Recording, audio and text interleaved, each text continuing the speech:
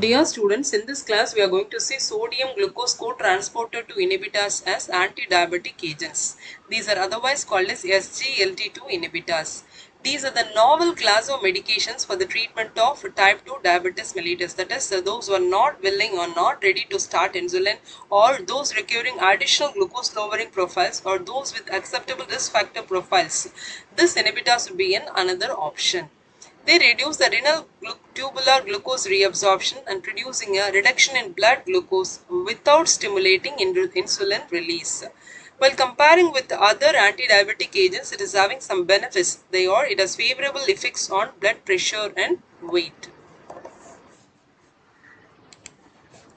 Now we'll see the history and development of SGLT2 inhibitors.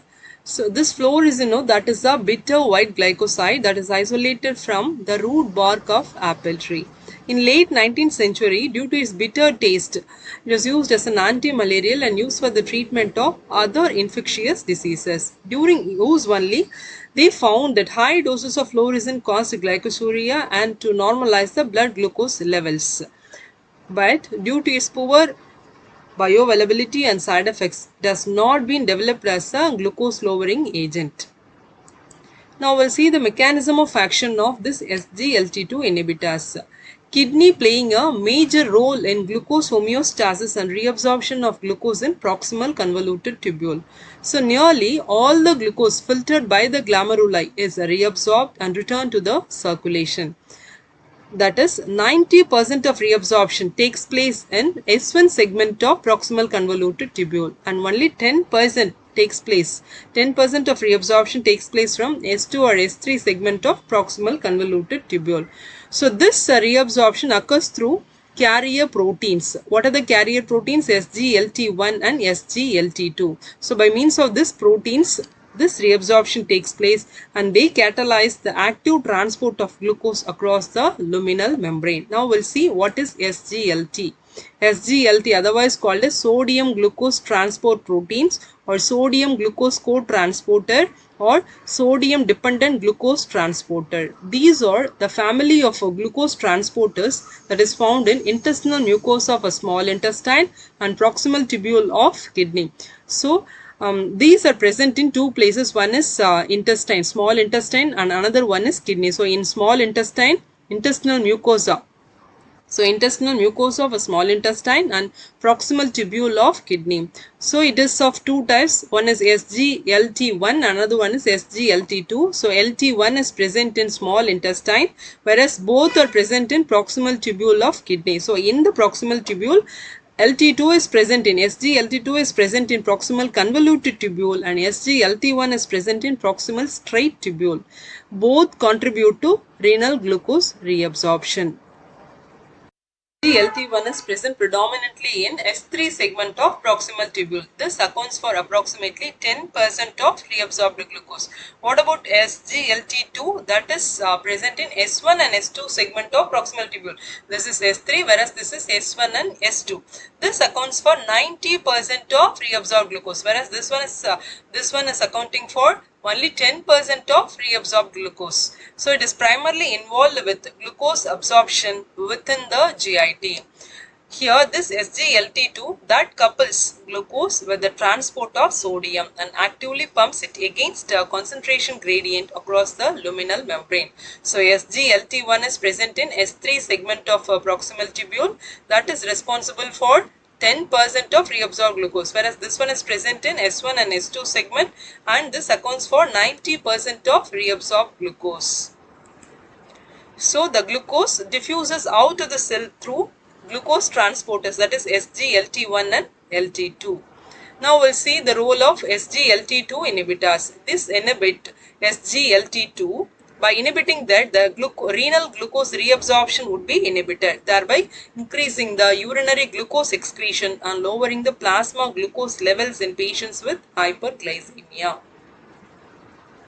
Now we'll see SGLT2 inhibitors. These are otherwise called as the gliflozins because the examples are dapagliflozin, kenagliflozin and empagliflozin. All are ending with the gliflozin. That's why these are otherwise called as the gliflozins or simply flozins. Now we'll see the examples. First one is called as dapagliflozin. It is having oxane as the basic one. What is meant by oxane? It is a heterocyclic ring having six-membered one. It is a six-membered heterocyclic ring having oxygen as the heteroatom, and it is not having any bonds inside. So that is called oxane. In oxane, third, fourth, fifth, these three positions are having hydroxy groups. Hydroxy group. Sixth position is having hydroxymethyl. And come to second position. Second position, it is having phenyl. That phenyl is having chlorine in fourth position, and in third position it is connected with methyl group. That methyl is having phenyl as substituent, and that phenyl is attached with the ethoxy group. That is in fourth position, that is having ethoxy substituent. So what are the rings present? Two phenols with one oxane. That is oxane that is connected with three hydroxy groups and one hydroxymethyl, and second position is having phenyl. That phenyl is having two substituents. One is chlorine, another one is methyl bridge that is connecting this one with another phenyl, and that one is having ethoxy group. Now we'll see the chemical name. Oxane is a parent, no, oxane with 3 OH. These are alcoholic hydroxy groups. So what is the suffix for this one? That is OL. So 3 hydroxy groups, no, triol. So where they are? 3, 4, 5. So what is the parent one? Oxane, 3, 4, 5, triol. So now come to second position. In second position, we have this phenyl. In phenyl, we have chlorine in fourth position. So here this 2, this 4, chloro. Then come to third. In third, what we have? This 4 ethoxy, this phenyl, methyl, then this phenyl. Now count to sixth position. Here we have hydroxymethyl, close the bracket, oxane, 3, 4, 5 triol. So that is the chemical name. It is a C-glycosyl that is having beta-D glucose.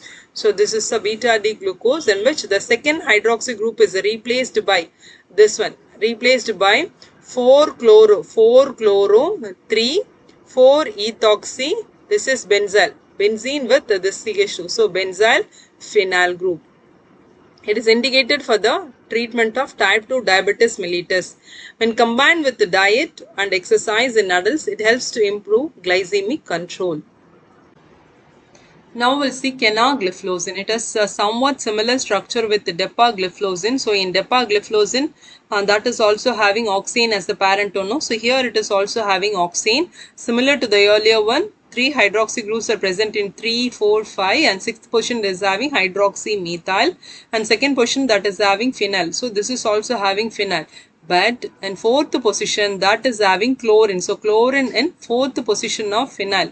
So here chlorine is present in, instead of chlorine here we have methyl. So instead of chlorine here we have methyl, and same as that of earlier one, third position it is connected with methyl bridge that is connecting phenyl ring. So here it is also having methylene bridge, but that is not connected with phenyl. So instead of phenyl it is having thiophene. That thiophene is connected with 4-chlorophenyl. So what is the structure for dapagliflozin? That is having oxygen nucleus, 3 hydroxy groups at 3, 4, 5. Sixth position is having, that is having hydroxymethyl, and second position is connected with phenyl. In that phenyl, fourth position is having chlorine. Third position is having methylene bridge that is connecting with one more phenyl, and that is having ethoxy substitution. Ethoxy substitution at fourth position. But here instead of that chlorine, here we have methyl, and here we have instead of that phenyl ring, here we have thiophene ring, and that one is connecting 4-fluorophenyl. Okay, so that is the structure for canagliflozin. So we'll see the chemical name. Same as that of the earlier one. Parent is oxane, 3, 4, 5 triol. That is the parent one. In that 2, this 3, this 5. So what are they? 2, this 3, this 5, this 4. 4-fluorophenyl, thiophene 2YL, this methyl, then 4-methyl phenyl. Come to sixth one, hydroxymethyl, oxane, 3, 4, 5 triol. It is used for the treatment of type 2 diabetes mellitus.